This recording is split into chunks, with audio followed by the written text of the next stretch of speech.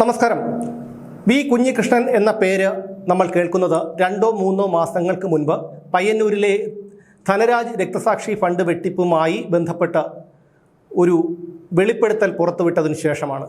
അവിടുത്തെ MLA TA മധുസൂദനെതിരെയായിരുന്നു V കുഞ്ഞികൃഷ്ണൻ്റെ പരാതി.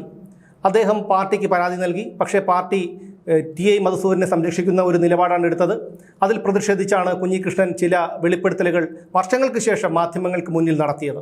മധുസൂദനന് മത്സരിക്കാനുള്ള അവസരം നൽകുകയാണെങ്കിൽ താനും മത്സരിക്കുമെന്ന് കുഞ്ഞികൃഷ്ണൻ അറിയിച്ചു.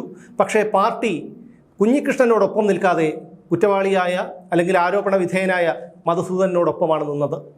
ഇതിൽ പ്രകോപിതനായിട്ടാണ് കുഞ്ഞികൃഷ്ണൻ പയ്യന്നൂരിൽ സ്വതന്ത്ര സ്ഥാനാർത്ഥിയായി കോൺഗ്രസിൻ്റെ പിന്തുണയോടുകൂടി മത്സരിക്കാൻ തീരുമാനിച്ചത്. അവിടെ വളരെ ശക്തമായിട്ടുള്ള ഒരു പിന്തുണയാണ് പാർട്ടി അണികളിൽ നിന്നും നിഷ്പക്ഷരായിട്ടുള്ള സാധാരണക്കാരിൽ നിന്നുമൊക്കെ വി കുഞ്ഞികൃഷ്ണന് കിട്ടിക്കൊണ്ടിരിക്കുന്നത്. ഇത് വല്ലാതെ വിരളി പിടിപ്പിച്ചിരിക്കുകയാണ് CPM-ന്. ഈ ഒരു അവസ്ഥയിലെങ്കിലും, അതായത് അവിടെ സംഭവിച്ചത് എന്താണെന്ന് അണികൾക്കും കേരളത്തിലെ പൊതുസമൂഹത്തിനും മുഴുവൻ ബോധ്യമുണ്ട്. ധനരാജ് ഫണ്ട് വെട്ടിപ്പ് നടന്നിട്ടുണ്ട് എന്നുള്ള കാര്യം. അപ്പോൾ ഈ ഒരു സാഹചര്യത്തിലെങ്കിലും സംയമനം പാലിക്കേണ്ട CPM നേതാക്കളും അണികളും ഇപ്പോൾ വളരെ പ്രകോപിതരായിരിക്കുകയാണ്. അവരെ സംബന്ധിച്ചിടത്തോളം ഇതൊരു നിർണായകമായിട്ടുള്ള പോരാട്ടമാണ്, അതിജീവനത്തിൻ്റെ പ്രശ്നമാണ്. അതുകൊണ്ട് തന്നെ കുഞ്ഞികൃഷ്ണനെതിരെ പല വിധത്തിലുള്ള അപവാദ പ്രചരണങ്ങളും ഒക്കെ നടത്തി.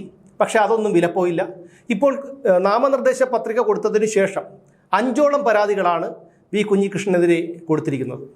അതിൽ VI മധുസൂദനുണ്ട്. മധുസൂദനൻ പറയുന്നത് കുഞ്ഞികൃഷ്ണനെതിരെ മാനനഷ്ട കേസ് ഫയൽ ചെയ്യുമെന്നാണ്. പിന്നെ പയ്യന്നൂർ റൂറൽ സഹകരണ ബാങ്ക് പ്രസിഡന്റ് KK ഗംഗാധരൻ, അയാളും പരാതി നൽകിയിട്ടുണ്ട്. ബാങ്കിനെ അപകീർത്തിപ്പെടുത്തി, കുഞ്ഞികൃഷ്ണൻ അപകീർത്തിപ്പെടുത്തി എന്നുള്ളതാണ് അദ്ദേഹത്തിൻ്റെ പരാതി. പിന്നീട് അവിടുത്തെ CPM-ൻ്റെ ഏരിയ സെക്രട്ടറി മാധു പരാതി നൽകിയിട്ടുണ്ട്. അങ്ങനെ 5ഓളം പരാതികളാണ് കുഞ്ഞികൃഷ്ണനെതിരെ ഇപ്പോൾ പാർട്ടി നേതാക്കൾ നൽകിയിരിക്കുന്നത്. ഇത് CPM-നെ വല്ലാതെ വിരളി പിടിപ്പിച്ചിട്ടുണ്ട്. അതായത് അവിടെ TA മധുസൂദനൻ്റെ തോൽവി അവിടെ ഏകദേശം നിശ്ചയിക്കപ്പെട്ടു കഴിഞ്ഞു എന്ന് പാർട്ടി അണികൾ മനസ്സിലാക്കിയിരിക്കുന്നു. അതിൻ്റെ സൂചനയാണ് ഈ ഒരു കള്ളപ്പരാതികളിലൂടെയൊക്കെ പുറത്തു വന്നുകൊണ്ടിരിക്കുന്നത്. കുഞ്ഞികൃഷ്ണൻ അവിടെ ജയിച്ചു കഴിഞ്ഞാൽ അവിടെ പാർട്ടി ഇല്ലാതാകുന്ന ഒരവസ്ഥയിലേക്ക് എത്തും. അണികളൊക്കെ കുഞ്ഞികൃഷ്ണനോടൊപ്പം പോരും. അതോടുകൂടി മധുസൂദനനും മധുവും സന്തോഷും ഉൾപ്പെടെയുള്ള പ്രാദേശിക നേതാക്കളുടെ കാര്യം വളരെ കഷ്ടത്തിലാകും. ഇതറിഞ്ഞുകൊണ്ട് തന്നെയാണ് ഇത്തരത്തിലുള്ള കള്ളപ്പരാതികൾ വി കുഞ്ഞികൃഷ്ണനെതിരെ നിരന്തരം കൊടുത്തുകൊണ്ടിരിക്കുന്നത്. പക്ഷേ ഇതിലൂടെയൊക്കെ തങ്ങൾ തന്നെ അപഹാസ്യരായിക്കൊണ്ടിരിക്കുകയാണ് എന്നുള്ള കാര്യം ഈ മണ്ടശിരോമണികൾ മനസ്സിലാക്കുന്നില്ല എന്നുള്ളതാണ് അത്ഭുതം. അവരുടെ ഓരോ കള്ളപ്പരാതികളും ആരോപണങ്ങളും കുപ്രചരണങ്ങളും ഒക്കെ കുഞ്ഞികൃഷ്ണന് വോട്ടായി മാറും എന്നുള്ള കാര്യത്തിൽ യാതൊരു തർക്കവുമില്ല. അതാണ് കുഞ്ഞികൃഷ്ണൻ്റെ പ്രചാരണ പരിപാടികളിലും കുഞ്ഞികൃഷ്ണൻ്റെ സമൂഹ മാധ്യമങ്ങളിൽ അദ്ദേഹത്തിന് കിട്ടുന്ന പിന്തുണയുമൊക്കെ സൂചിപ്പിക്കുന്നത് അതാണ്. VI മധുസൂദൻ്റെ ഒക്കെ സമൂഹ മാധ്യമത്തിൽ അവർ പോസ്റ്റ് ചെയ്യുന്ന പോസ്റ്റുകൾക്ക് താഴെ വരുന്ന കമൻറ്റുകൾ ശ്രദ്ധിച്ചാൽ അറിയാം കണ്ണൂരിലെ അണികൾ ഉൾപ്പെടെയുള്ളവർ അവരെ എത്രമാത്രം വെറുക്കുന്നുവെന്ന്. ഇന്നലെ M സ്വരാജ്, CPM-ൻ്റെ വളരെ സമുന്നതനായ ഒരു നേതാവാണ് M സ്വരാജ് എന്നാണ് പറയപ്പെടുന്നത്, കമ്മികൾ പറയുന്നത്.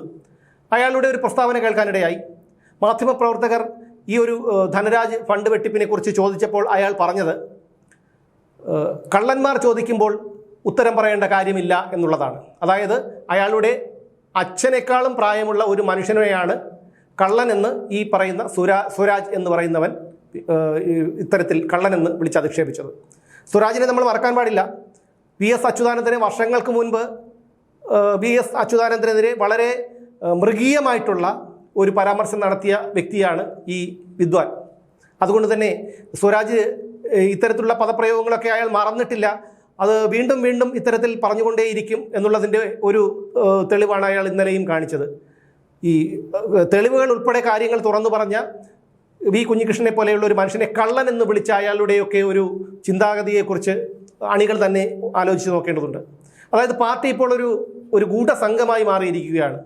വിജയനും ഗോവിന്ദനും ശ്യാമളയ്ക്കും ശ്രീമതിക്കും സ്വരാജിനും റഹീമിനുമൊക്കെ കിടന്ന് വിരകാനുള്ള അവരുടെ നിലനിൽപ്പിനുള്ള ഒരു ഉപാധി മാത്രമായി മാറിയിരിക്കുകയാണ് ഈ ഒരു CPM എന്ന അധോലോകം. ഇത് അണികൾ മനസ്സിലാക്കിയാൽ നല്ലത്. വി കുഞ്ഞികൃഷ്ണൻ അവിടെ വിജയിക്കുമെന്നുള്ള കാര്യത്തിൽ യാതൊരു തർക്കവുമില്ല. ആ വിജയിക്കുമെന്നുള്ള ഉറപ്പ് CPM അണികൾക്ക് പോലും ഉണ്ട് എന്നുള്ളതിൻ്റെ ഉദാഹരണമാണ് കുഞ്ഞികൃഷ്ണനെതിരെ ഇങ്ങനെ നിരന്തരം നൽകിക്കൊണ്ടിരിക്കുന്ന ഈ കള്ളപ്പരാതികൾ. എന്തായാലും മെയ് 4 നിർണായകമായിട്ടുള്ള ഒരു ദിവസമാണ്. അന്ന് അവിടെ കുഞ്ഞികൃഷ്ണൻ അവിടെ വിജയിച്ചാൽ അതോടുകൂടി പയ്യന്നൂരിലെ പാർട്ടിയുടെ അടിത്തറ തകർന്നു വീഴും എന്നുള്ള കാര്യത്തിൽ യാതൊരു തർക്കവുമില്ല.